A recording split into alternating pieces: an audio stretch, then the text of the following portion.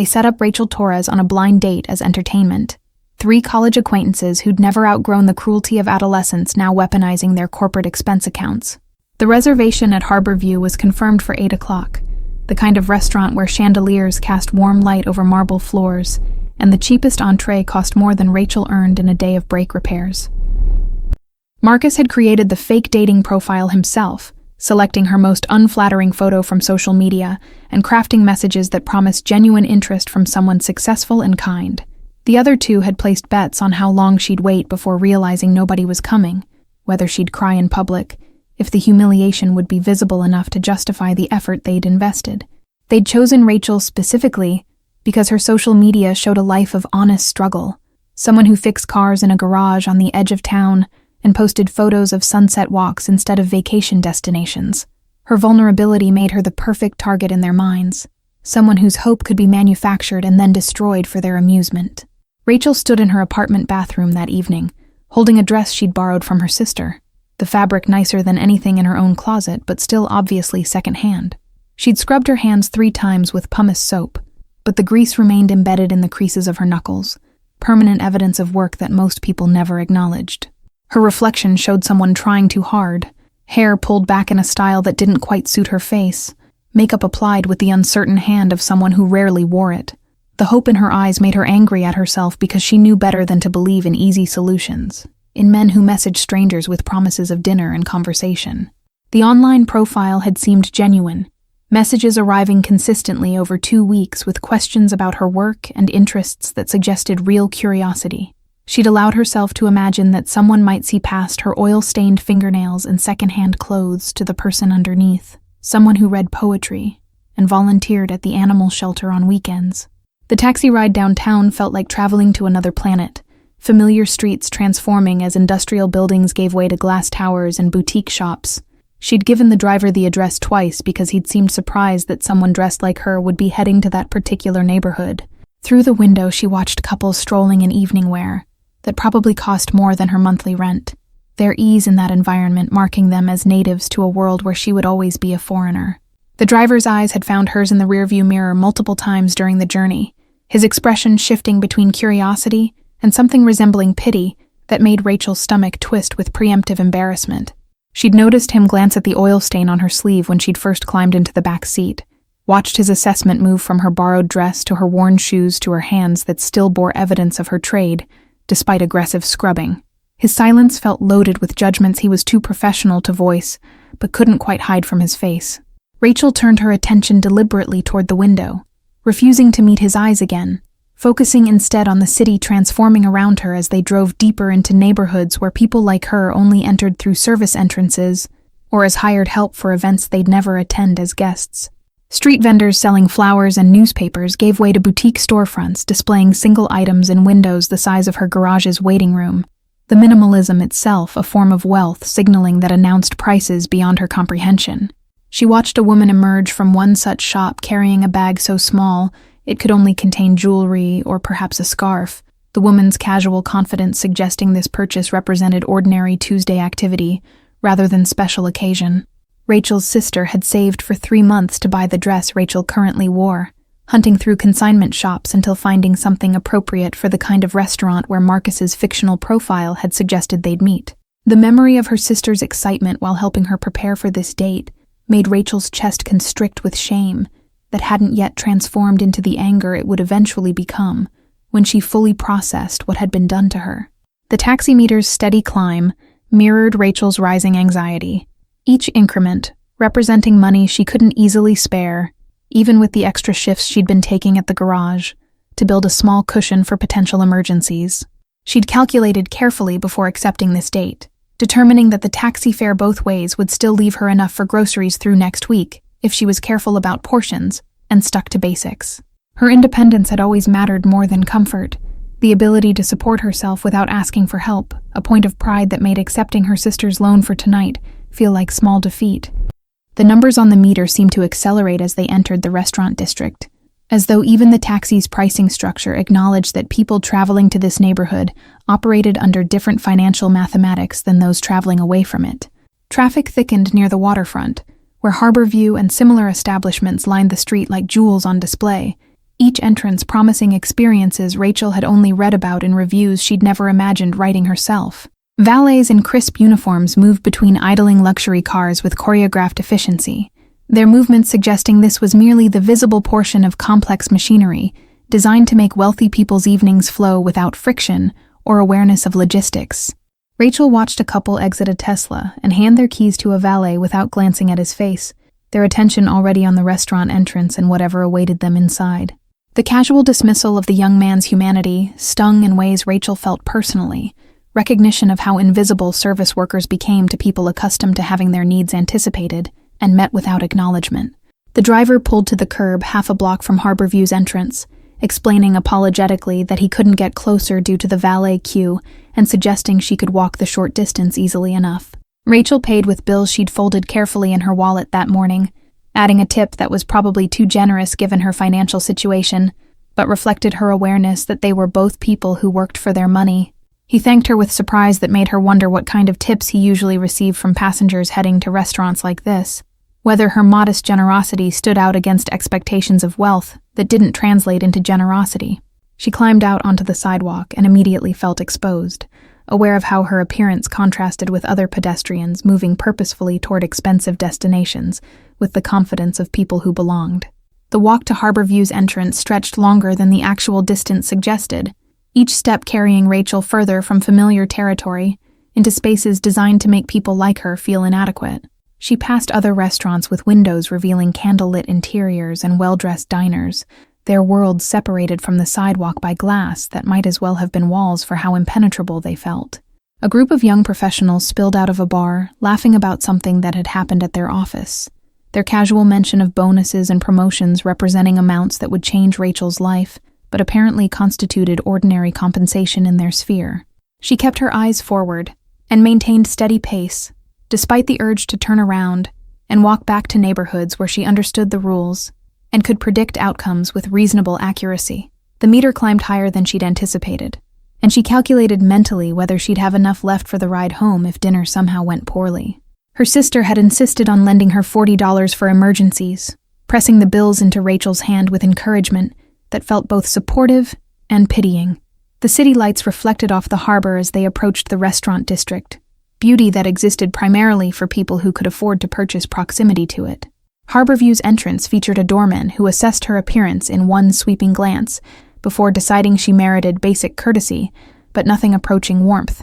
Inside, the host checked his reservation list twice before confirming the booking, his expression suggesting confusion about how someone like her had secured a table. The dining room spread before her in a display of understated wealth, linen napkins folded into elaborate shapes and silverware that gleamed under artfully positioned lighting. Other diners watched her progress toward the table with the casual interest people show to anything that doesn't quite belong, their conversations pausing just long enough to register judgment. A woman in pearls leaned toward her companion and whispered something that prompted a knowing smile, the kind of interaction that communicated entire volumes about class and belonging. Rachel felt each step across the polished floor as a small act of defiance, continuing forward despite every signal that she should turn around and leave. The table for two sat near the window with a view of the harbor, boats bobbing in their slips like toys in a wealthy child's bathtub. Rachel smoothed her borrowed dress and sat carefully, hyper-aware of the oil stain on her sleeve that she'd tried unsuccessfully to hide with a cardigan. The waiter appeared immediately to offer water and explain the evening's specials in a tone that suggested he was reciting poetry to someone who couldn't appreciate it. She ordered nothing, explaining that she was waiting for her date, watching his expression shift to something between pity and amusement as he retreated. The water glass sweated condensation onto the white tablecloth, while she studied the menu to avoid making eye contact with anyone nearby. Minutes accumulated like small weights on her chest, each one adding to the growing certainty that something was wrong, that the careful hope she'd constructed was built on foundation designed to collapse. 10 minutes became 20 while Rachel checked her phone repeatedly, finding no messages or explanations for the delay.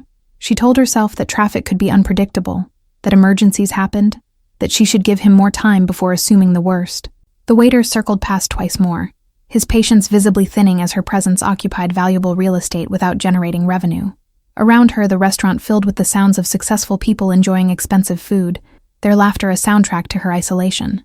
At 30 minutes, the couple at the next table began whispering behind their menus, stealing glances at Rachel with expressions that mixed sympathy and entertainment.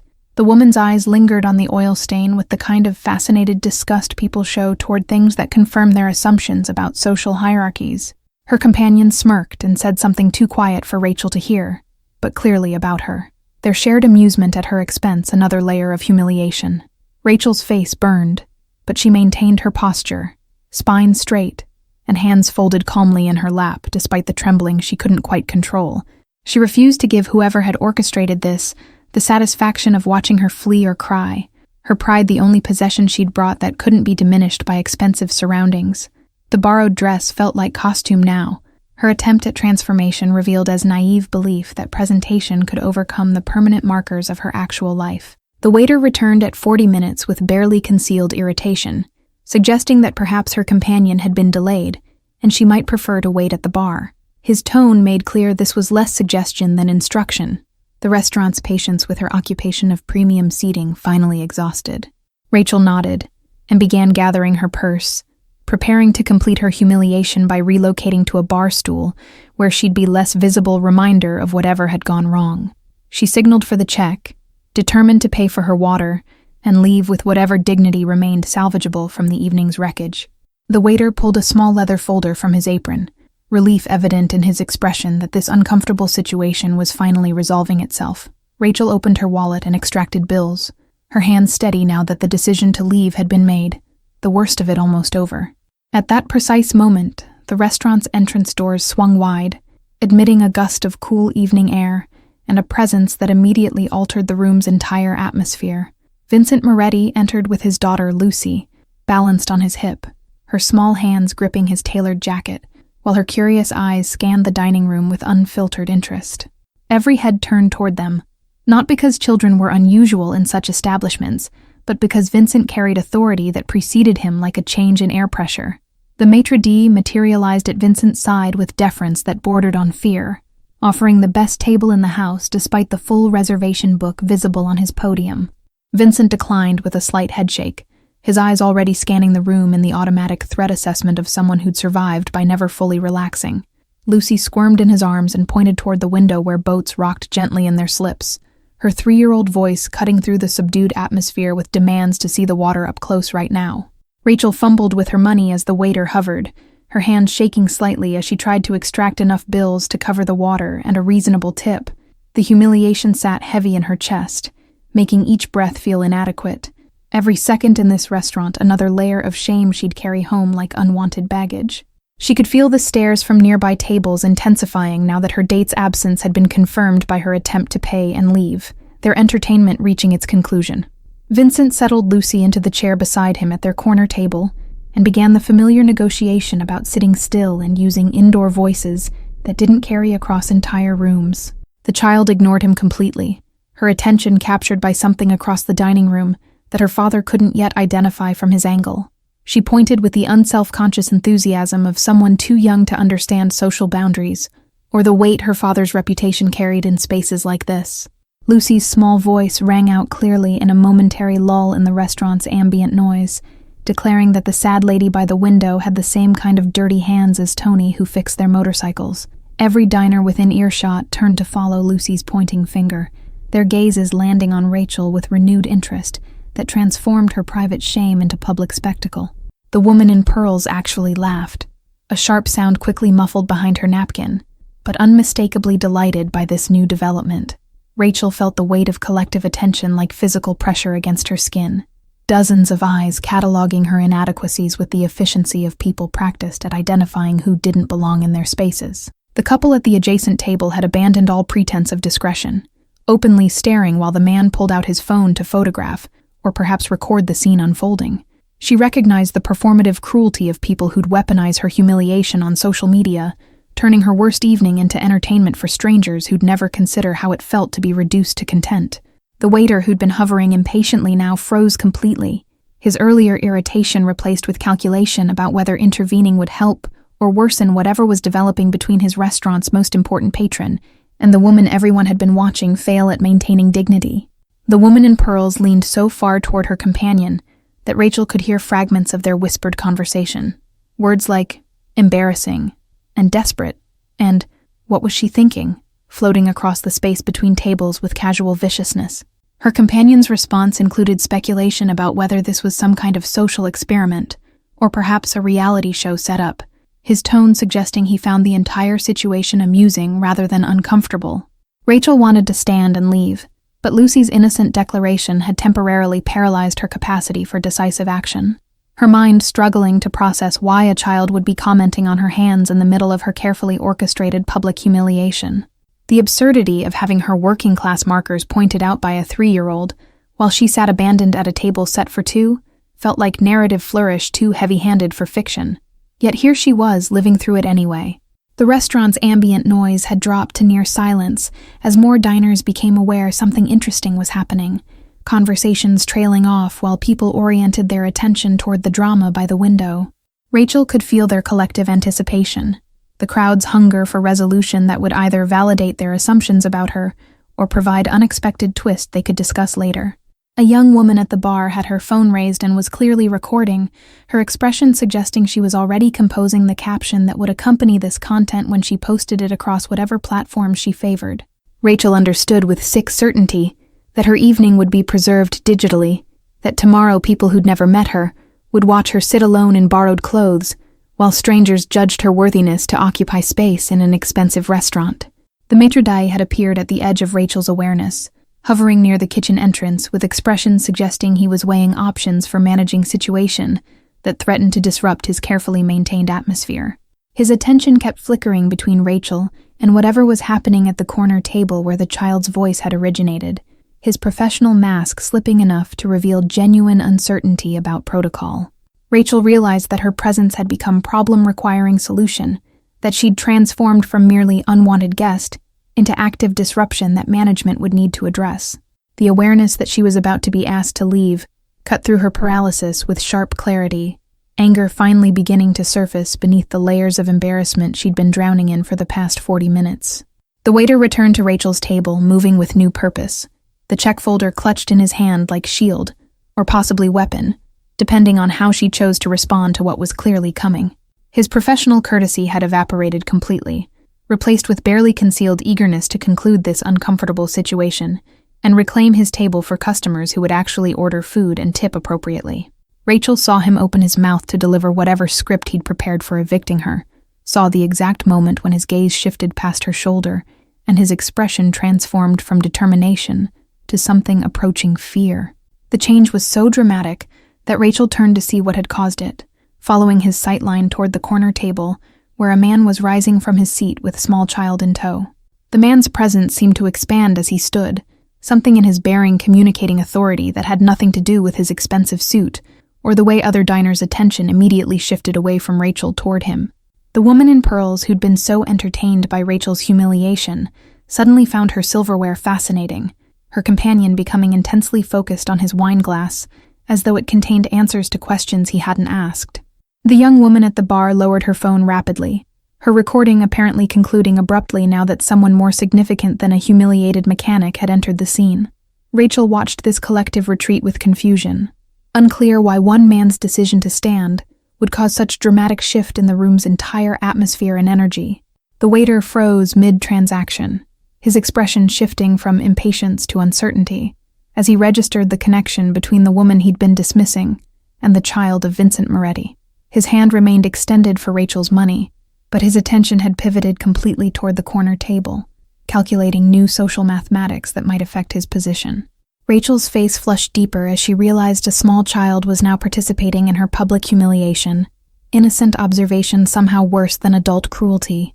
Vincent followed his daughter's gesture and saw Rachel clearly for the first time, his trained eye immediately cataloging details that told a complete story.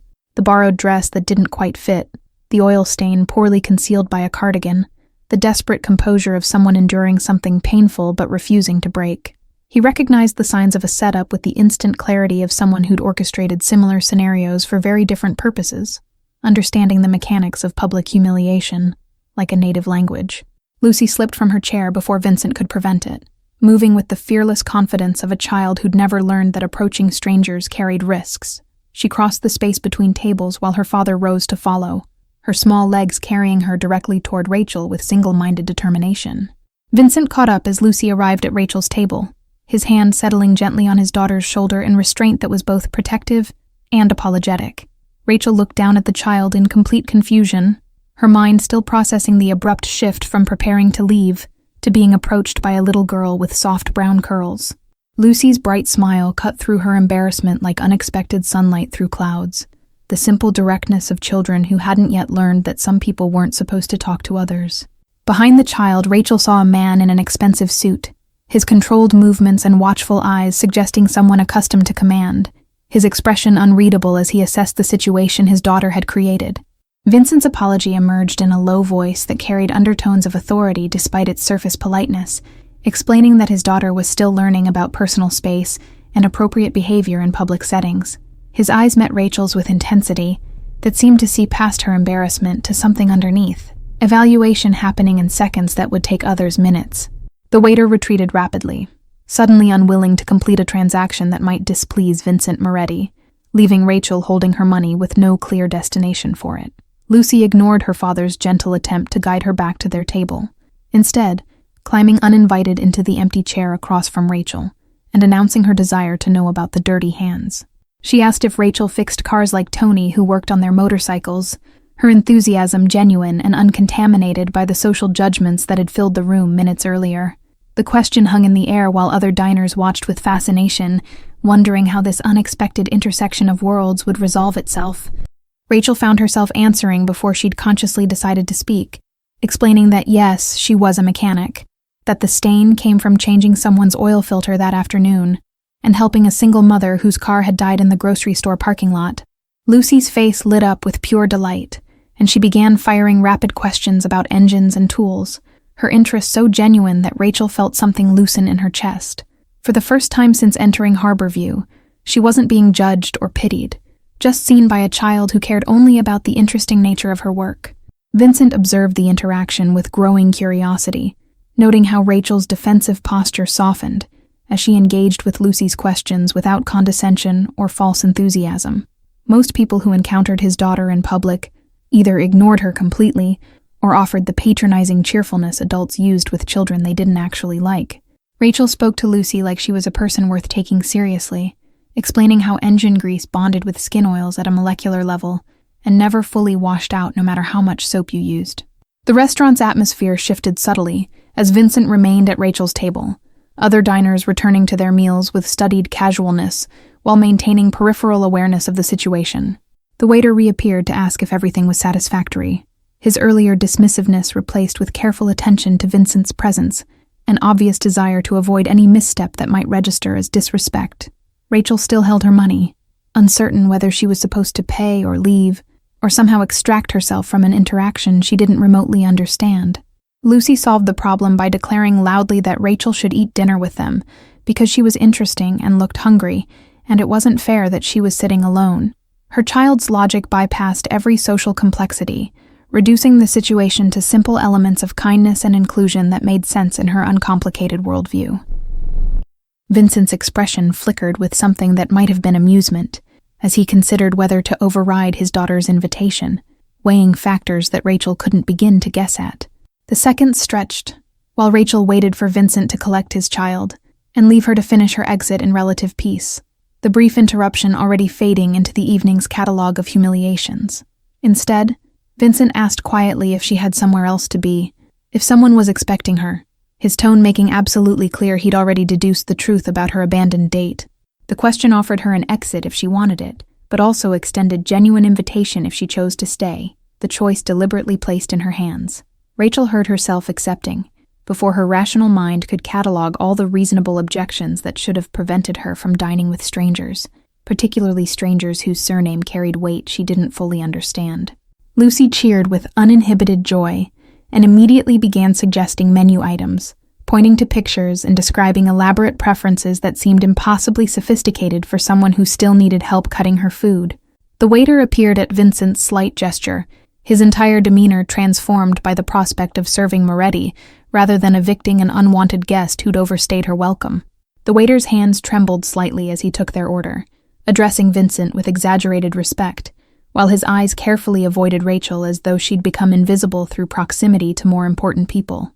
Lucy ordered pasta with butter, and absolutely nothing else, explaining seriously to Rachel that vegetables were acceptable in theory, but not in practice, especially not the green ones that tried to hide under cheese.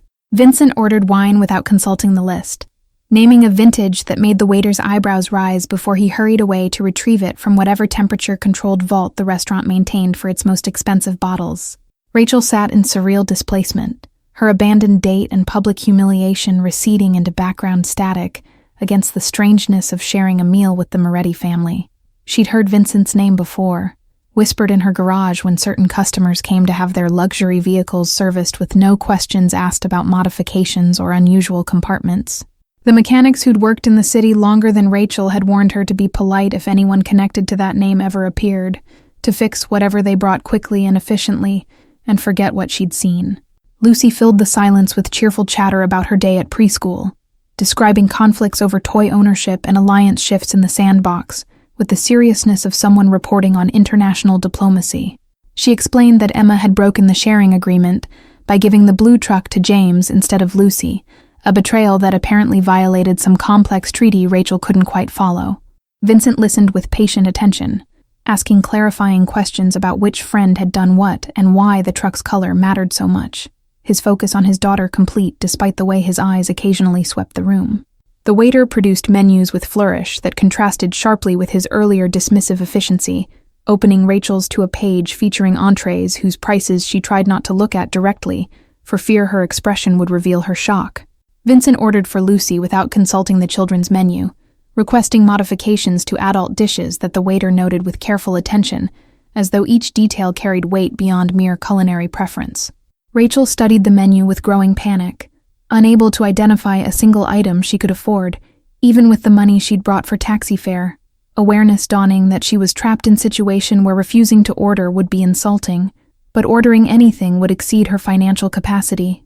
Vincent seemed to sense her discomfort without her voicing it, and suggested the salmon, mentioning casually that it was excellent here, and that everything was on his account regardless. The statement delivered with enough certainty to forestall argument. The bread basket arrived with steam still rising from the cloth-wrapped rolls, accompanied by butter that had been molded into small rosettes and chilled to exactly the right consistency for spreading. Lucy immediately grabbed the largest piece and began dissecting it with her fingers, explaining to Rachel that you had to check bread carefully because sometimes restaurants hid things inside like raisins or nuts that could ruin everything. Vincent intercepted his daughter's increasingly destructive bread examination and demonstrated proper butter application, his movements precise enough to suggest either military training or obsessive personality that demanded order even in simple tasks. Rachel accepted her own role and found herself mimicking Vincent's careful method, hyper-aware that even something as basic as eating bread apparently had correct technique in places like this. Other diners had returned to their meals, but maintained peripheral awareness of Vincent's table, their attention less obvious now, but still present in occasional glances, and the way conversations near them stayed slightly quieter than tables farther across the room.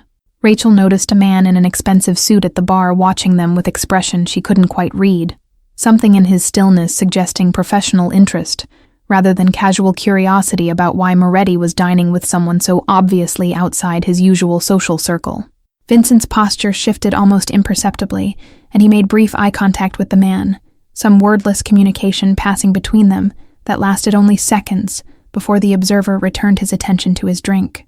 The silent exchange reinforced Rachel's growing awareness that Vincent operated in contexts she didn't understand, with rules and hierarchies that remained invisible to people like her who existed completely outside those power structures.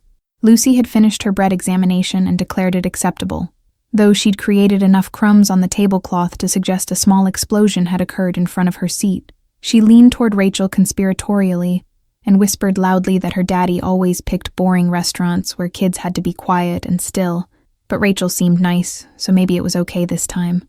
Vincent overheard this assessment and raised an eyebrow at his daughter, who responded with exaggerated innocence that fooled absolutely no one, but made Rachel laugh despite her lingering nervousness. The child's ability to diffuse tension through sheer force of personality was remarkable, her presence making it impossible for the evening to become too heavy or serious when she was constantly inserting observations about why forks had 4 points instead of 3. Rachel found herself relaxing incrementally, drawn into Lucy's narrative about the fundamental injustice of nap time, when there were still puzzles incomplete and stories unfinished. The child's worldview reduced everything to simple principles of fairness and fun, untainted by the complicated calculations that governed adult interactions. Vincent's gentle corrections when Lucy's story grew too elaborate or strayed into obvious exaggeration showed practiced patience, the kind developed through repetition rather than natural temperament. The wine arrived in a bottle that probably cost more than Rachel's monthly rent, presented to Vincent for approval with ceremony that bordered on religious ritual. He tasted it with the economical precision of someone who'd been trained in such things from youth, nodding his acceptance without comment. When he poured for Rachel without asking her preference, the gesture managed to be both presumptuous and oddly thoughtful, filling her glass to exactly the right level for someone who might not be accustomed to wine this expensive. Rachel sipped carefully and tasted complexity that bloomed across her tongue, like proof of worlds she'd only ever observed from outside, flavors layering in ways she lacked vocabulary to describe. Lucy demanded a taste, and was denied with gentle firmness, Vincent explaining about adult drinks and child drinks with the patience of someone who'd had this exact conversation dozens of times. The child accepted the boundary with dramatic sighing that made Rachel smile despite herself, Lucy's theatrical disappointment somehow more genuine than adult sadness ever managed to be. Their food materialized with impressive speed, the kitchen clearly prioritizing Vincent's table over all others, regardless of who'd ordered first or been waiting longest. Lucy's pasta arrived in a bowl shaped like a boat, an accommodation the restaurant had made without being asked, suggesting they were prepared for the Moretti daughters' visits. Rachel's salmon sat on a plate that belonged in an art gallery, arranged with microgreens and sauce dots that formed a pattern too beautiful to disturb with a fork, each element placed with precision that seemed wasteful for something about to be eaten. Vincent ate with controlled efficiency, cutting his steak into exact portions and chewing thoroughly before speaking, his table manners betraying expensive upbringing, despite whatever reputation preceded him through the city. He asked Rachel about her work between bites, questions that demonstrated actual knowledge about automotive repair, rather than polite ignorance or patronizing curiosity. She found herself explaining her specialty in older engines, how modern computerized systems lacked the accessibility of carburetors and mechanical fuel injection, warming to her subject as she temporarily forgot the absurdity of dining with strangers. Lucy interrupted periodically with non-sequiturs about her pasta being too hot, or observations about other diners, her presence preventing the conversation from becoming too intense or revealing. She asked Rachel if she had children, accepting the negative answer with solemn nodding before declaring that Rachel should definitely get some, because they were fun most of the time, except when they weren't. Vincent's expression flickered with something that might have been amusement or pain, gone too quickly for Rachel to interpret with certainty, replaced immediately by his usual controlled neutrality. The meal progressed through courses with the inevitability of tide, dessert appearing without anyone ordering it, 3 plates of chocolate cake that Lucy attacked with focused determination. Rachel had stopped questioning the strangeness of the evening, surrendering to the temporary escape it provided from her earlier humiliation and the return to her small apartment that awaited afterward. The wine had softened the edges of her embarrassment, leaving her pleasantly disconnected from the woman who'd sat alone at this same table an hour earlier. Vincent mentioned casually that he collected vintage motorcycles, his tone carefully neutral, as he explained that his mechanic had recently retired and left him without reliable maintenance for his collection. The statement hung in the air, weighted with implication, an offer extended without being explicitly made, leaving Rachel space to ignore it if she chose.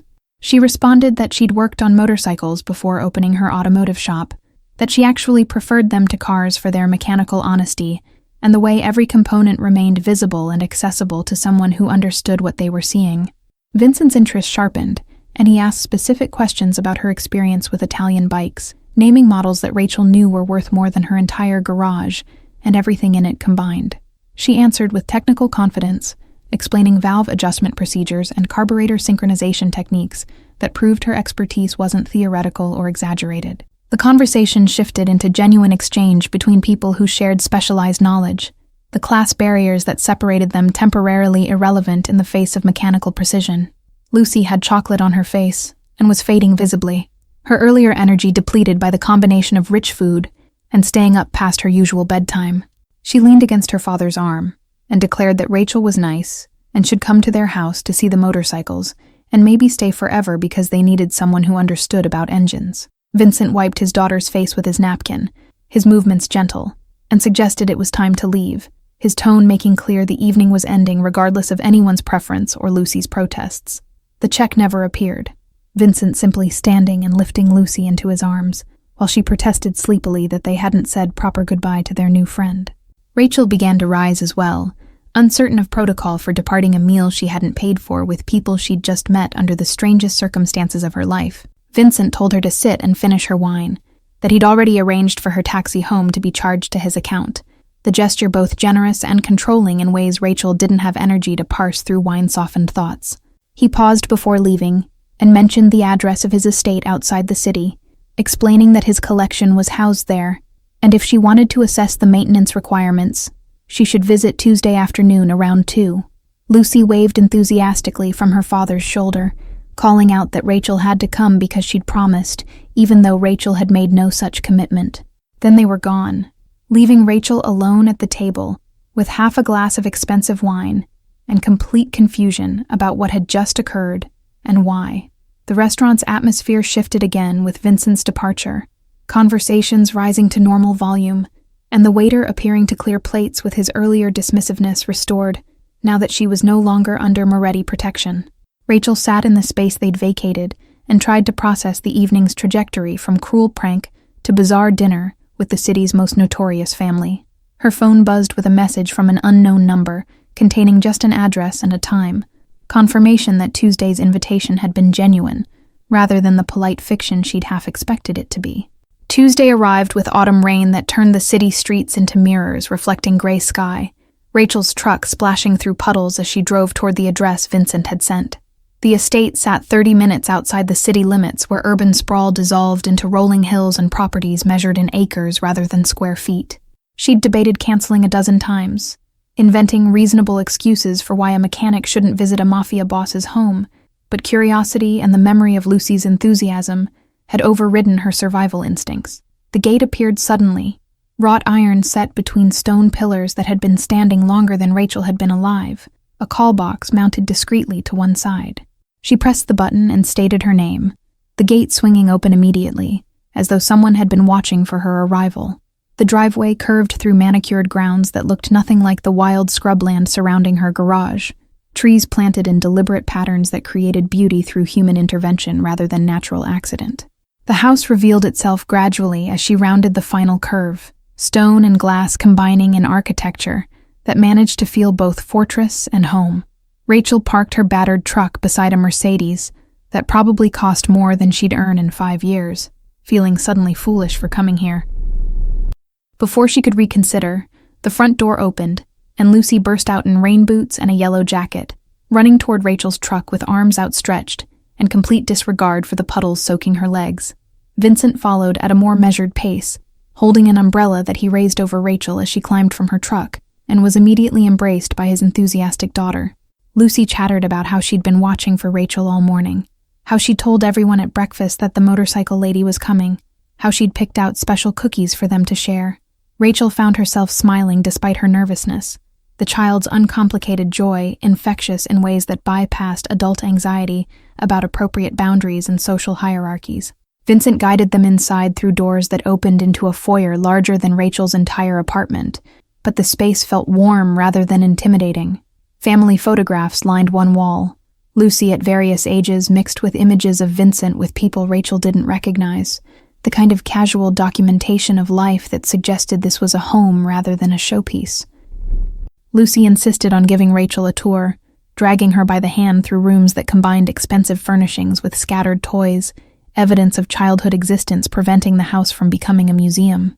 The kitchen smelled of fresh coffee and something baking, a woman in her 60s turning from the oven to greet them with the familiarity of someone who'd worked here long enough to be family. She introduced herself as Maria and told Lucy to let their guest breathe before dragging her all over the house. Lucy ignored this advice completely, pulling Rachel toward the back doors and the property beyond where the real treasure apparently waited. The motorcycle collection occupied a climate-controlled building that had probably been stables once, the structure converted but retaining original character in exposed beams and stone walls. Vincent opened the doors, and Rachel stopped breathing for a moment, faced with machines that represented decades of automotive history, arranged like sculpture. A 1952 Vincent Black Shadow sat beside a bro superior, their chrome and leather preserved in pristine condition that suggested they were rarely ridden, objects of appreciation rather than utility. Lucy released Rachel's hand and ran to a smaller motorcycle near the back, explaining that this one was her favorite because it was red and had a stripe. Vincent explained it was a 1974 Ducati 750 Sport, the first bike he'd ever owned, purchased with money from his first legitimate business deal, and kept for sentimental reasons despite offers from collectors. Rachel approached it slowly, her professional eye already cataloging details of maintenance and noting areas where age showed despite careful preservation. She asked permission before touching anything, her fingers tracing the fuel line and checking the cable tension with automatic assessment born from years of practice. Vincent watched her work with interest that seemed genuine rather than polite, answering her technical questions about riding frequency and storage conditions. The Ducati needed carburetor cleaning and fresh fluids, minor work that would restore it to full functionality, but several other machines required more extensive attention that hadn't been addressed since his previous mechanic's retirement. Rachel lost herself in examination of the collection, moving from bike to bike with growing excitement as she identified models she'd only seen in magazines and manuals. A 1969 Honda CB750 sat next to a Moto Guzzi V7 Sport, each machine representing different philosophy of engineering and design. She explained to Lucy in simple terms how each motorcycle had different personality, some preferring smooth roads while others handled rough terrain better, anthropomorphizing the machines in ways that made the child giggle and ask which one was the nicest. Vincent offered her the job without ceremony, stating a monthly retainer that made Rachel's eyes widen and suggesting she could work on the collection at her own pace around her regular garage schedule. He mentioned casually that he'd made inquiries about her business, that people spoke well of her honesty and skill, that he valued competence above almost everything else. The background check he was admitting to should have felt invasive, but instead came across as practical caution from someone whose world required verification before trust. Rachel accepted with less hesitation than she'd expected, the opportunity to work on these machines outweighing her nervousness about Vincent's reputation and business dealings. Lucy celebrated by insisting they all have cookies immediately, leading them back toward the house with declarations that this was the best day ever. Maria had set out coffee and the promised cookies, Lucy climbing into a chair and patting the one beside her to indicate where Rachel should sit. They talked mechanics and motorcycles while Lucy colored at the table, the conversation flowing more easily than Rachel would have predicted between people from such different worlds. Vincent asked about her garage and how she'd gotten into automotive repair, listening with attention that felt rare in Rachel's experience of men who usually assumed they knew more than she did. She explained about learning from her father who'd died when she was 19, leaving her his tools and his unfinished projects, how working with engines kept her connected to his memory. The afternoon dissolved into early evening, without Rachel noticing the passage of time, Lucy eventually falling asleep in her chair with her head on her arms, and crayons still clutched in one hand. Vincent lifted his daughter with practiced ease, excusing himself to put her down for a proper nap.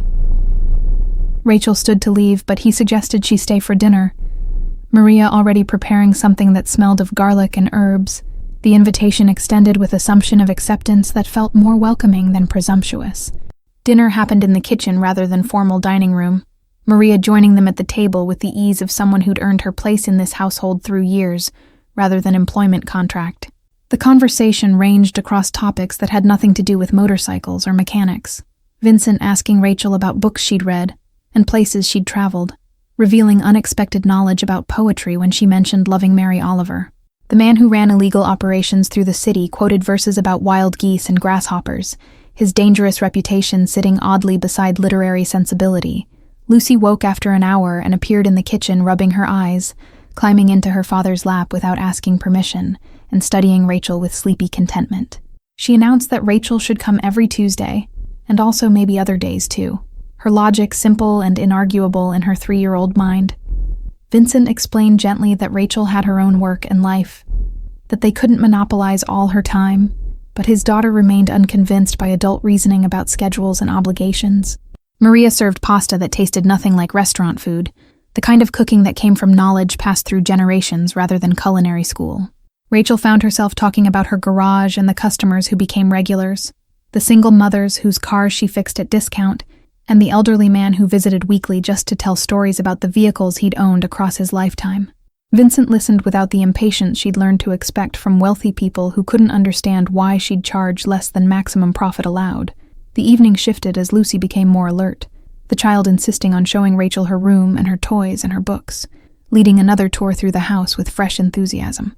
Her bedroom looked like any little girl's space, pink walls and stuffed animals coexisting with toy cars and building blocks, evidence that Vincent didn't force his daughter into narrow definitions of appropriate interests.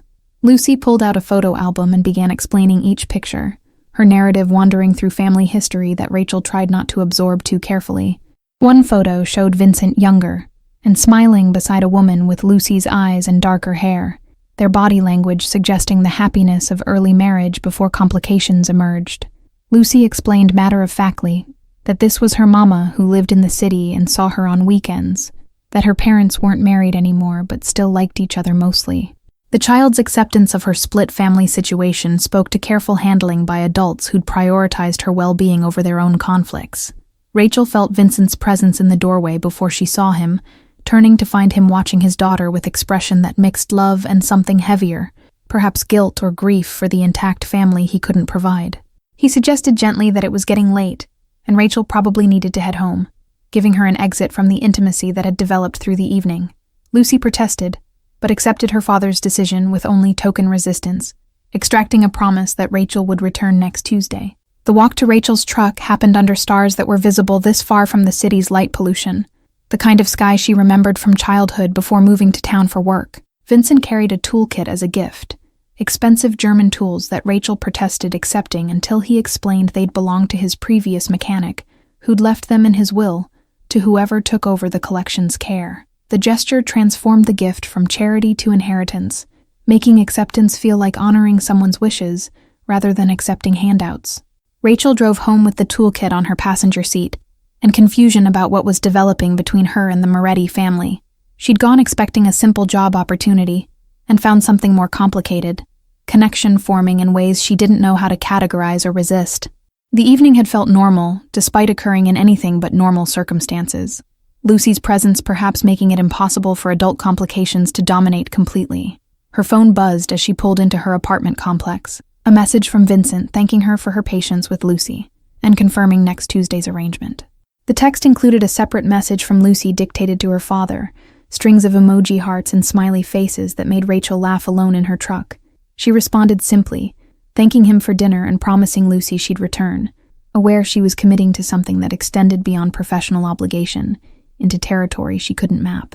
Sleep came slowly that night, Rachel's mind replaying moments from the evening and trying to understand Vincent beyond his reputation. The man who quoted poetry and tenderly carried his sleeping daughter matched poorly with stories whispered about Moretti business dealings and disappeared rivals. She wondered if people were more complicated than their reputation suggested, or if she was being naive about dangers she couldn't see clearly from her position outside his world. Tuesday became routine over the following weeks, Rachel arriving at the estate to work on the motorcycle collection, while Lucy orbited her progress with questions and commentary. The child appointed herself assistant mechanic, fetching tools with serious concentration and offering suggestions that showed she'd been absorbing Rachel's explanations about how engines worked. Vincent often joined them in the garage, content to watch and occasionally help with tasks requiring extra hands, their conversations flowing easily around Lucy's interruptions. Maria began packing extra food for Rachel to take home, ignoring protest that she didn't need charity with the calm certainty of someone who'd made up her mind about something. The housekeeper explained that she'd raised Vincent from childhood, that she knew his character better than the people who spread rumors about his business, that Rachel was good for him and Lucy in ways that had nothing to do with motorcycles. The endorsement felt significant coming from someone with no reason to mislead or manipulate. The garage work revealed itself as excuse more than necessity, the motorcycles requiring less maintenance than the arrangement suggested. Rachel understood she was being paid generously for companionship as much as mechanical skill, that Vincent valued her presence for reasons extending beyond the condition of his collection. The realization should have bothered her, but instead felt honest, acknowledgement of connection forming between them that neither had explicitly named or defined. Lucy began asking when Rachel would stay for a sleepover, her child's logic unable to understand why someone she liked wouldn't just live with them permanently. Vincent deflected these questions with practiced patience, but Rachel noticed he never actually disagreed with his daughter's assessment, never explained that Rachel had her own life separate from theirs. The omission felt deliberate, leaving space for possibility he wasn't ready to articulate, but perhaps hoped might develop naturally. The shift happened on a Tuesday afternoon, 6 weeks into the arrangement, Rachel under the Ducati checking the exhaust system when she heard an unfamiliar car approaching up the drive. She emerged from beneath the motorcycle to find a sleek Audi parking beside Vincent's Mercedes, a woman climbing out who carried herself with the confidence of someone accustomed to admiration. Lucy looked up from her coloring book, and her expression transformed from concentration to complicated emotion that seemed too mature for her age. The woman approached with purpose, her designer clothes and perfect hair, marking her as belonging to Vincent's world in ways Rachel's oil-stained work clothes never would. She swept past Rachel without acknowledgement, calling for Lucy, who'd stood from her spot on the garage floor. The child went to her mother with less enthusiasm than Rachel had expected, submitting to the embrace but not returning it with her usual physical affection. Vincent appeared from the house moving faster than Rachel had seen him move, his controlled calm cracking enough to show tension underneath. He greeted the woman with careful courtesy, addressing her as Elise, and asking what brought her here midweek when their custody schedule clearly indicated weekend visits. Elise ignored his question, and instead turned her attention to Rachel for the first time, her expression calculating as she assessed the mechanic who'd been spending time with her daughter. The accusation emerged sharp and direct, Elise demanding to know who Rachel thought she was inserting herself into Lucy's life without permission or background check. Her voice carried contempt that reduced Rachel to exactly what she appeared on surface, working-class woman with no business in this family's complicated dynamics. Rachel stepped back instinctively, unwilling to engage in conflict she didn't understand, but Lucy surprised everyone by moving to stand beside Rachel and declaring that she liked her and wanted her there. Vincent's expression hardened as he explained coldly that Rachel was his employee and guest, that Elise had no authority over who visited his home during his custody time. The conversation escalated quickly into coded references to past arguments, their history revealing itself through shortcuts and implications that excluded Rachel from full understanding. Elise mentioned concerns about appropriate influences and Lucy's exposure to people without proper background, her meaning clear, even through diplomatic phrasing. Rachel felt herself shrinking under scrutiny that reduced her to symbol of everything Elise feared about Vincent's world, the dangerous associations and poor judgment that might contaminate their daughter. She offered to leave and give them privacy to discuss whatever needed discussing, but Vincent's hand on her shoulder stopped her retreat. He told Elise that she was welcome to discuss concerns through their lawyers, but that she didn't get to show up unannounced and attack his guests, his voice carrying edge that reminded Rachel exactly who she was dealing with. Elise's composure cracked slightly, and she revealed the real source of her concern, that mutual friends had seen Vincent and Rachel at Harborview, that people were talking about the mechanic who'd somehow captured Moretti interest. The vulnerability underneath her anger became visible, fear that she was being replaced in Lucy's affection by someone she considered unworthy of the position. Rachel understood suddenly that this wasn't about her specifically, but about Elise's complicated feelings regarding her ex-husband and their failed marriage. Lucy began crying, overwhelmed by adult emotions she couldn't process or understand, asking why everyone was fighting when Rachel was nice and hadn't done anything wrong. Vincent lifted his daughter and spoke to her quietly, explaining that adults sometimes disagreed about things, but that it would be okay, that everyone here loved her very much. The child buried her face in his shoulder, her small body shaking with sobs that seemed to drain the hostility from the moment. Elise's expression shifted as she watched Vincent comfort their daughter, something in her face softening toward genuine concern rather than territorial anger. She approached Rachel directly and apologized stiffly for her rudeness, explaining that she worried about Lucy's well-being constantly, and sometimes that worry expressed itself poorly. Rachel accepted the apology with quiet dignity, understanding that fear motivated the attack more than actual malice toward someone Elise didn't even know. Vincent suggested they move this conversation inside, where Maria could watch Lucy while the adults talked properly without audience. He guided them toward the house with hand still on Rachel's shoulder, the gesture both protective and possessive in ways she wasn't sure he intended. Maria appeared at the door and took Lucy inside with soothing words, leaving the three adults standing in uncomfortable triangle on the driveway. The discussion that followed happened in Vincent's study, Elise explaining her concerns about Lucy's attachment to Rachel and what would happen when the mechanic inevitably left their lives. She pointed out that Rachel had her own separate existence, that whatever arrangement Vincent had made would eventually end, and Lucy would face another loss after already processing her parents' divorce. The argument held logic that Rachel couldn't entirely dismiss, awareness that she'd become entangled in this child's life without considering long-term implications. Vincent listened without interruption until Elise finished, then asked quietly if she'd ever known him to be careless with their daughter's emotional well-being. He explained that Rachel's presence had brought joy to Lucy's life that had been missing since the divorce, that his daughter smiled more, and talked more, and seemed more secure than she had in months. Whatever was developing between him and Rachel would proceed carefully with Lucy's best interests paramount, not abandoned at first sign of complication. Rachel heard herself described as part of Vincent's future plans, and felt something shift in her chest, realization hitting that he'd been thinking about this more seriously than she'd understood. Elise seemed to recognize the same thing, her expression moving through surprise toward resignation. She asked Rachel directly if she understood what she was getting into with Vincent, if she knew about his business and the complications that came with his particular life. The moment demanded honesty that Rachel hadn't fully articulated even to herself, but she answered that she knew enough and was choosing to continue anyway. She explained that Lucy had become important to her in ways that transcended the job arrangement, that walking away to protect herself would hurt the child they were all claiming to prioritize. Elise studied her for a long moment before nodding slowly. Acceptance, if not enthusiasm, acknowledgement that Rachel's intentions at least seemed genuine. Elise left an hour later with promises to maintain scheduled custody arrangements and to give Rachel's presence in Lucy's life a chance to prove itself beneficial rather than harmful.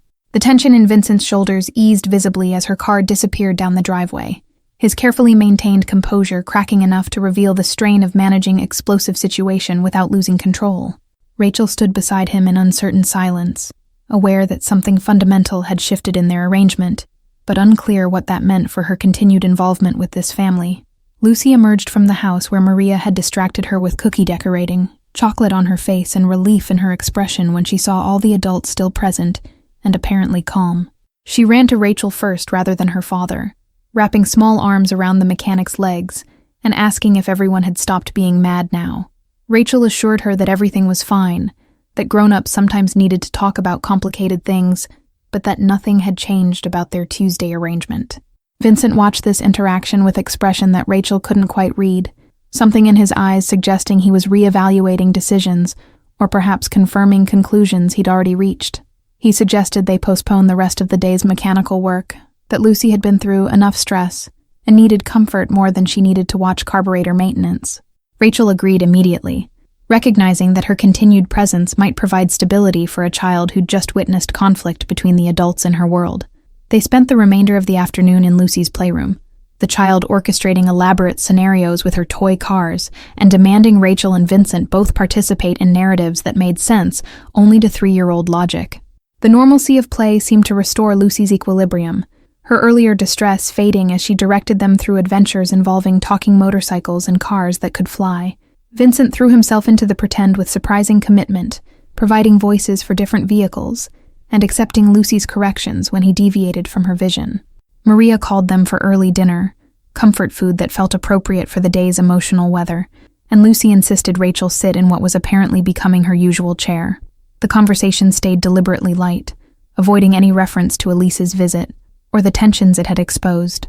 Lucy described in detail a butterfly she'd seen that morning, her description growing more elaborate with each telling, until the insect had achieved nearly mythical proportions that made the adults exchange amused glances. After dinner, Vincent asked Rachel to stay while he put Lucy to bed, suggesting they needed to talk once his daughter was asleep. The request carried weight that made Rachel's stomach tighten with anxiety about what conversation would follow, whether he'd decided her presence caused too much complication for the benefit it provided. She waited in the living room while bedtime rituals happened upstairs, Lucy's voice drifting down as she demanded extra stories, and negotiated for just 5 more minutes of being awake. Vincent returned 40 minutes later carrying 2 glasses of whiskey, handing one to Rachel before settling into the chair across from her, with visible exhaustion. He thanked her for staying calm during Elise's confrontation, for not responding with anger or defensiveness that would have escalated the situation beyond management. Rachel deflected the gratitude by pointing out she'd been too confused to respond effectively anyway, that she still didn't fully understand what had happened, or what Elise thought was developing between them. The question hung in the air between them. invitation for Vincent to clarify exactly what their arrangement had become beyond employer and mechanic. He sipped his whiskey and seemed to choose his words carefully, explaining that he hadn't planned for any of this when he'd invited a stranger to share their table at Harborview. Lucy had precipitated their initial connection with her usual lack of social boundaries, but what had developed since was something Vincent hadn't anticipated and wasn't entirely sure how to navigate. He admitted that his world came with complications that most people sensibly avoided, that his business dealings existed in gray areas that law enforcement monitored without being able to prove anything actionable. Rachel would be connected to those complications by association if their relationship continued beyond professional arrangement, subject to scrutiny and possible danger that came from proximity to someone with his reputation. The warning felt like test, opportunity for her to retreat with dignity before becoming more entangled in circumstances she didn't fully understand. Rachel asked the question that had been forming since she'd first learned his full name, whether he'd ever directly hurt someone who didn't deserve it, whether innocent people had suffered because of his business decisions. Vincent held her gaze and answered with honesty that felt dangerous in its completeness, explaining that he'd done things she wouldn't approve of, but never to people who hadn't chosen to enter his world. His operations targeted other criminals and corrupt systems, not families or civilians who wanted nothing to do with that existence. The distinction mattered to Rachel in ways she wasn't entirely proud of, but she recognized her own moral flexibility was revealing itself in real time. She wasn't walking away despite understanding more clearly what Vincent's life entailed, wasn't demanding he choose between his daughter and his business. Instead, she heard herself saying she wanted to continue their arrangement, that Lucy had become too important for her to abandon over abstract concerns about activities she'd never witnessed directly. Vincent's expression shifted into something that might have been relief, or possibly concern that she was making foolish choice, but he didn't try to talk her out of the decision she'd just articulated. He mentioned that continuing would require certain practical arrangements, that she'd need to be more careful about her own security and aware of her surroundings in ways most people didn't bother with. Rachel nodded acceptance of parameters she didn't fully grasp, trusting that Vincent would explain what she needed to know when she needed to know it. The conversation evolved into discussion of how their relationship would progress, whether they were acknowledging romantic interest or maintaining professional boundaries with friendship attached. Vincent admitted he'd been attracted to her since watching her speak to Lucy without condescension at Harborview, that competence and kindness combined in ways he found compelling. Rachel confessed she'd been fighting attraction she'd told herself was inappropriate, given their different circumstances, that she'd assumed he viewed her as convenient company rather than genuine romantic possibility. They agreed to proceed slowly for Lucy's sake, to let whatever was developing between them unfold naturally, rather than forcing definition or timeline. Vincent walked Rachel to her truck eventually, the night air cold enough to see their breath, and kissed her with careful intention that communicated interest without demanding immediate response. Rachel drove home tasting whiskey and possibility, aware she'd just committed to future. She couldn't predict with man. She probably shouldn't trust, but somehow did anyway. The following weeks established new rhythm that incorporated Rachel more fully into the Moretti household routine, her Tuesday visits extending into occasional weeknight dinners and weekend activities with Lucy. The child bloomed under the attention of two adults who clearly cared for her, her earlier anxiety about parental conflict fading as she adapted to expanded family structure. Elise maintained cordial distance during custody exchanges, civil, if not warm, apparently satisfied that Rachel's influence wasn't harmful to their daughter's development. Vincent's business remained mostly invisible to Rachel. Occasional phone calls he'd take in another room or meetings that required him to leave her and Maria supervising Lucy. She didn't ask questions about what those conversations or meetings entailed, accepting that ignorance provided protection for both of them. The arrangement felt sustainable in ways she hadn't expected, her life expanding to accommodate this family without requiring her to abandon her own identity or work. Rachel's garage began receiving referrals from Vincent's associates, luxury vehicles appearing for maintenance with drivers who paid in cash and never questioned her invoices. The additional income allowed her to hire an assistant mechanic and upgrade equipment she'd been making do without, her business growing in direct correlation to her relationship with Vincent. She recognized the connection, but didn't examine it too closely, telling herself that competent work rather than favoritism explained the new clientele even as she understood that distinction was probably fiction. She told herself for comfort. 3 months into their relationship, Rachel met Vincent's mother at a Sunday dinner that felt deliberately designed as evaluation rather than casual meal. Elena Moretti studied Rachel with sharp eyes that assessed everything from her posture to how she interacted with Lucy, asking questions that seemed innocuous but clearly served deeper investigative purpose. The older woman had built the family business alongside her late husband, Vincent had explained beforehand, and her approval mattered more than any other authority figure in his world.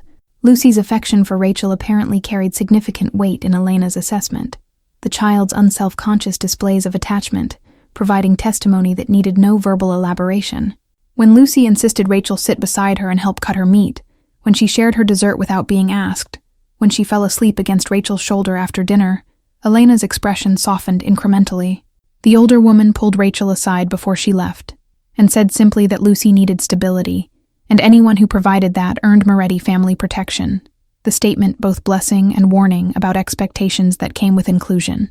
Rachel's apartment began to feel like way station rather than home, most of her time spent either at her garage or the estate where she kept spare clothes and toiletries in the guest room Vincent had designated as hers. Lucy started asking when Rachel would just live with them permanently, her 3-year-old logic unable to understand why someone present most days maintained separate residence. Vincent never answered these questions directly, but Rachel noticed he didn't discourage them either, allowing his daughter's assumptions to create pressure neither adult was quite ready to address explicitly. The mechanics of blending their lives revealed themselves through small accommodations and adjustments, Rachel learning which of Lucy's behaviors signaled genuine distress versus manipulation, Vincent discovering Rachel's tendency to skip meals when focused on work and ensuring food appeared at regular intervals. Maria treated Rachel's increasing presence as inevitable development she'd apparently predicted, adding Rachel's preferences to her mental catalog of household requirements, without commentary or judgment about the changing family structure. Winter arrived and brought holidays that required navigation of custody schedules and family obligations, Elise agreeing to alternate arrangements that gave both parents time with Lucy. Rachel spent Christmas morning at the estate watching Lucy demolish wrapping paper with gleeful abandon, the child's delight in a toy motorcycle garage suggesting Vincent had consulted Rachel about appropriate gifts. The domesticity of the scene struck Rachel as surreal even as she participated fully, her life transformed in less than 6 months from solitary mechanic to de facto stepmother. Vincent gave Rachel a gift that demonstrated attention to details she hadn't realized he'd noticed, a first edition of Mary Oliver's poems, with inscription about finding family in unexpected places. She'd given him leather gloves for riding, practical gift that acknowledged their shared interest while avoiding presumption of deeper meaning. Lucy gave Rachel a drawing of 3 people holding hands, the figures labeled in careful preschool letters as Daddy, Lucy, and Rachel, the child's vision of her family unit rendered in crayon and hope. The new year brought discussion about formalizing Rachel's position in Lucy's life, Vincent mentioning that legal arrangements could protect everyone's interests if Rachel was committed to permanent involvement. The conversation happened late at night after Lucy's bedtime, both of them tired, and maybe that exhaustion lowered usual defenses. Rachel admitted she couldn't imagine her life without Lucy now, that walking away would hurt her as much as it would hurt the child, that she understood she was essentially proposing to commit to both Morettis, even if traditional marriage wasn't immediately under discussion. Vincent's business experienced some unspecified conflict that brought increased security to the estate, guards appearing at the gate and accompanying Lucy's movements with heightened vigilance. Rachel wasn't told details, but understood something dangerous was happening in Vincent's other world, threats serious enough to warrant visible protection for his family. She found herself included in those protection protocols. Her truck followed discreetly when she drove to her garage, her apartment checked regularly by people she never saw, but whose presence Vincent confirmed. The danger felt abstract until Rachel found her garage vandalized one morning, tools scattered and equipment damaged in destruction that communicated message rather than random violence. Vincent arrived within minutes of her call, his expression cold, in ways she hadn't seen directed toward her vicinity before. He explained that someone was trying to leverage her against him, that attacking what he cared about was standard tactic in conflicts between organizations, that she needed to stay at the estate until the situation resolved itself through channels she shouldn't know about. Lucy sensed the tension despite adult efforts to maintain normalcy, becoming clingy and tearful in ways that broke Rachel's heart. The child asked repeatedly if Rachel was leaving, if the bad people would hurt her, questions that revealed she understood more about her father's world than anyone had realized. Vincent and Rachel both reassured her with promises they hoped they could keep, their shared concern for Lucy's emotional state becoming foundation for decisions about how to proceed with their relationship, and the complications it had inherited. Rachel moved into the estate officially, her apartment lease terminated, and possessions absorbed into Vincent's home with efficiency that suggested this had been inevitable rather than crisis response. Her garage remained open with her assistant managing daily operations while she worked primarily on Vincent's collection and accepted only select outside clients. The adjustment felt less dramatic than she'd anticipated, perhaps because she'd been gradually inhabiting this life for months already, the official transition merely acknowledging reality that had already developed. Elena visited more frequently, her presence providing additional security through reputation as much as physical protection. The older woman taught Rachel things about Vincent's world without explicitly naming what she was teaching, lessons about situational awareness and reading people's intentions and understanding when to ask questions versus when to stay silent. Rachel absorbed this education alongside learning Lucy's bedtime preferences and Vincent's coffee habits, her life becoming comprehensive immersion in Moretti family culture. The conflict that had triggered heightened security resolved through methods Rachel didn't ask about, Vincent's tension gradually easing and guards becoming less visible though not absent. Life returned to approximate normalcy with new baseline that included Rachel's permanent presence, Lucy's joy at this development, evident in her renewed energy and confidence. The child started telling people at preschool about her family of 3, her narrative including Rachel, with same certainty she included her father, the truth of their bond not requiring legal documentation to feel real. Vincent proposed on a Tuesday evening in the motorcycle garage where they'd first connected, Lucy presenting the ring with solemn importance and asking if this meant Rachel was officially her mother now. The ring was beautiful, but not ostentatious. Diamonds set in platinum with inscription inside about unexpected grace. Rachel said yes while covered in engine grease with oil in her hair, Lucy cheering and Vincent kissing her with relief that suggested he'd genuinely been uncertain of her answer, despite months of evidence pointing toward this conclusion. The engagement party happened at the estate with attendance from Vincent's business associates and legitimate friends, the mixture of worlds creating atmosphere that would have seemed impossible to Rachel a year earlier. Elena toasted the couple with words about family being chosen rather than only inherited, her approval cementing Rachel's position in ways that mattered beyond romantic relationship. Lucy served as unofficial hostess, introducing Rachel to guests as her almost mother with pride that made several hard men's expressions soften unexpectedly. Elise attended briefly, bringing a gift and offering congratulations that seemed genuine, if complicated by her own feelings about her ex-husband's new life. She pulled Rachel aside to thank her for being good to Lucy, for not trying to replace her in their daughter's heart, but instead expanding the circle of people who loved the child. The conversation felt like final acceptance, acknowledgement that their family structure might be unconventional, but was working for everyone involved, especially the little girl at the center of it all. Plans for a small wedding began taking shape, Lucy insisting on being flower girl and having extensive opinions about dress colors and flower choices. Vincent let his daughter direct most decisions, his primary concern being that Rachel was happy, and Lucy felt included in creating their official family unit. Rachel found herself planning a future she couldn't have imagined when she'd walked into Harborview for a date that never arrived, grateful for the cruelty that had inadvertently led her to this unexpected family. The wedding happened in early spring in the estate's garden, cherry blossoms providing canopy for ceremony attended by carefully selected group that represented both Vincent's worlds. Lucy took her role seriously, scattering petals with concentrated precision and standing between Vincent and Rachel during vows. The officiant acknowledged the unique family they were forming, 3 people committing to each other rather than traditional dyad. Lucy's importance to the marriage recognized explicitly in the ceremony structure.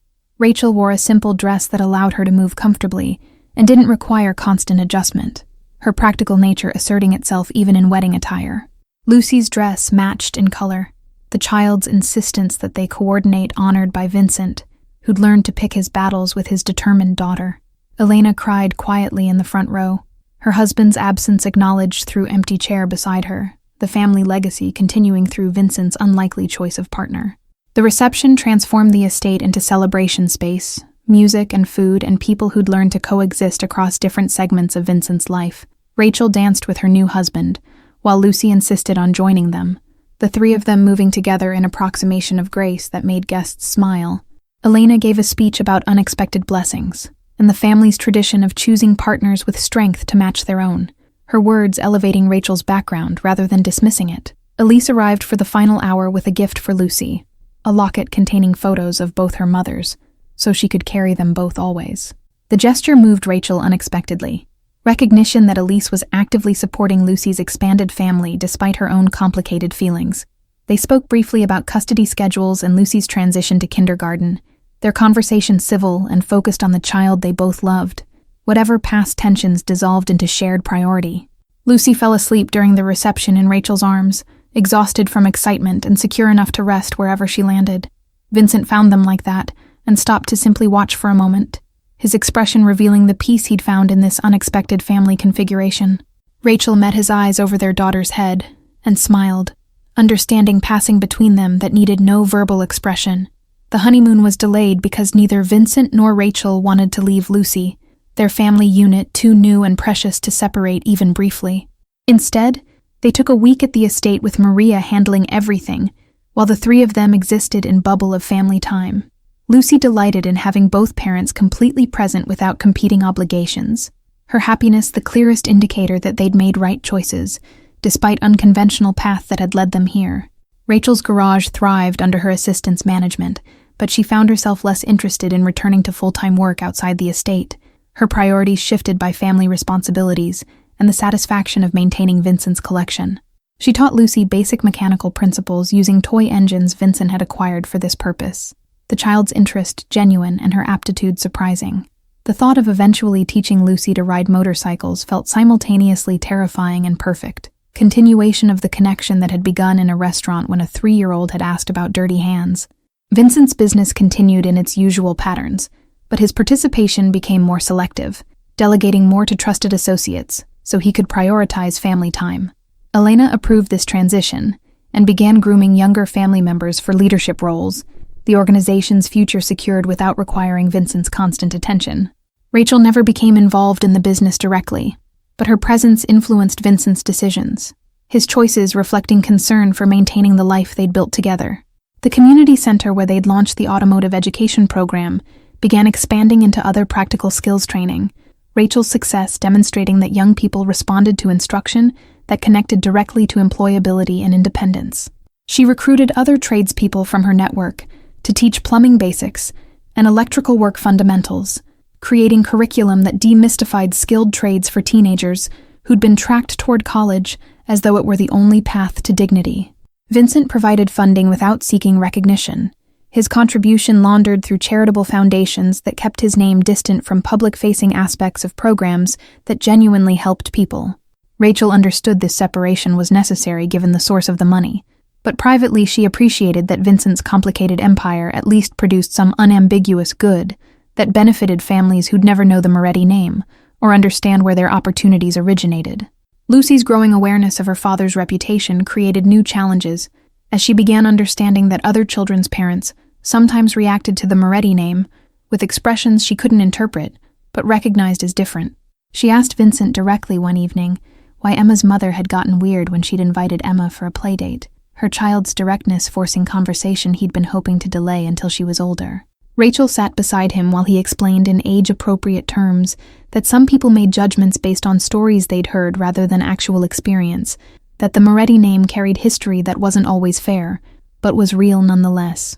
Lucy processed this information with the seriousness of someone learning that the world contained complexities her previous understanding hadn't accommodated, her questions revealing she was developing awareness that would eventually require more complete explanations than they were providing now.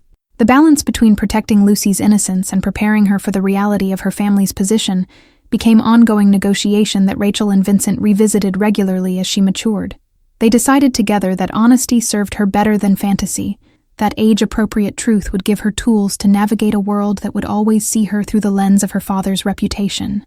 Rachel's presence in these conversations brought perspective Vincent valued, her outsider status providing clarity about how normal people perceived the Moretti name, and what Lucy would face as she moved through spaces where that name preceded her. Elise participated in these discussions during their increasingly frequent co-parenting meetings. The three adults united in determination to raise Lucy with enough self-awareness to protect herself without developing shame about her family. Rachel's garage had evolved into something beyond simple automotive repair. becoming hub for young people interested in trades and older mechanics who appreciated working environment that valued skill over credentials. She'd hired 2 more mechanics and an office manager, her business growing beyond what she could manage alone while maintaining her teaching schedule and family responsibilities. The expansion felt both exciting and slightly terrifying, success carrying obligations she hadn't fully anticipated when she'd been working alone with rented tools and more ambition than capital.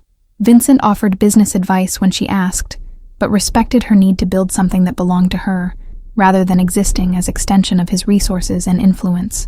The anniversary of their meeting at Harborview arrived, and Vincent surprised Rachel by reserving the same table where she'd sat alone waiting for a date that never came.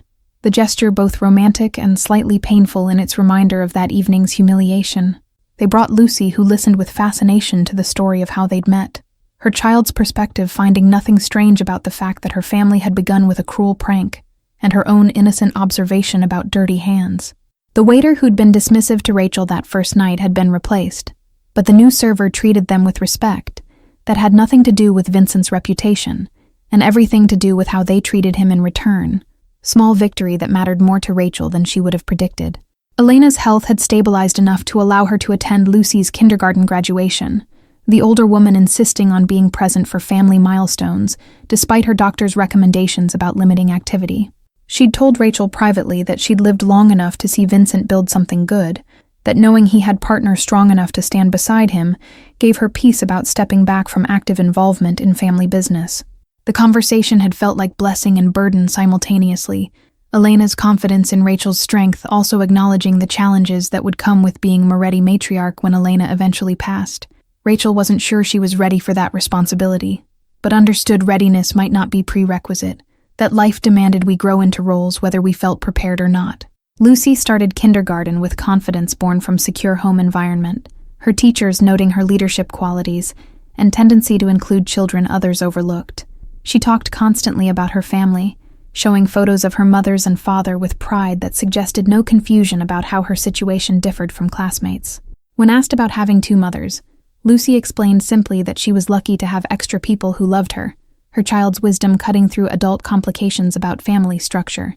The first year of marriage established rhythms and patterns that worked for their specific family configuration, flexibility built into every arrangement to accommodate Lucy's needs, and the reality that they were building something without clear template. Rachel and Vincent learned each other's boundaries and triggers, their communication improving through necessity and genuine desire to make their partnership work. Lucy flourished in an environment where she felt secure and valued, her earlier anxiety about abandonment fading as consistent presence of her parents provided foundation she needed. Elena's health began declining, her age and lifetime of stress catching up, despite her determination to remain formidable. She spent more time at the estate with Vincent and his family, Lucy bringing her great-grandmother joy that seemed to ease her physical discomfort. Rachel sat with Elena during quiet afternoons, while Lucy napped, listening to stories about Vincent's childhood and the family's history, understanding being entrusted with legacy that would become her responsibility to carry forward. The community center where Lucy attended after-school programs needed funding, and Rachel suggested Vincent sponsor youth automotive education, teaching basic mechanics to children whose families couldn't afford professional repairs. The program launched with Rachel as primary instructor, her garage skills finally finding application beyond personal business. Vincent provided space and equipment while maintaining distance from public-facing aspects, his contribution acknowledged privately, while Rachel's name appeared on program materials. Lucy helped teach the community classes, demonstrating for other children and explaining concepts with patience learned from watching Rachel work. The program served families from Rachel's old neighborhood, giving her opportunity to give back to community that had supported her garage during difficult early years. Vincent watched his wife teach without seeking recognition or status, her contentment in useful work confirming what he'd recognized at Harborview years earlier about her character. The autumn after their wedding brought Rachel's 30th birthday, and with it reflection on how completely her life had transformed. She thought about the woman who'd sat alone at Harborview, waiting for a date who'd never existed, how humiliation had led to everything good in her current life.